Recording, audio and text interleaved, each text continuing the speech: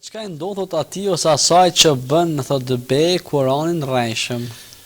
I quhet Yemin al-Ghamus, prej gjinoheve më të mëdha në shariat, prej gjinoheve më të mëdha në shariat, është me bë be rrejshëm. Pejgamberi një herë ka thënë alayhi salatu wassalam, a dëni t'ju tregoj cilat janë mëkatet më të mëdha? Ka thënë po ja Rasulullah, ka thënë me bë Zotit shirk, me adhuru dikon tjetër jashtë Allahut, ose me besu Zotin, dallash ju mirë. Nën 2, mos respekti prindërve, dhe nën 3 është me bë be rrejshëm.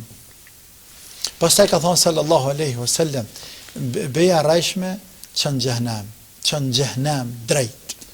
Veç ta shërojm, thotë bën be në Kur'an rrejshëm. Ta shërojm. Ja. Be është ai, edhe në Kur'an be. Po. Edhe në Kur'an është be, edhe në Kur'an është be. Se Kur'ani është fjalë Allahut azza wa jall. Edhe në Kur'an është be. Muslimanët punën e bes e kanë rrujt gjithë.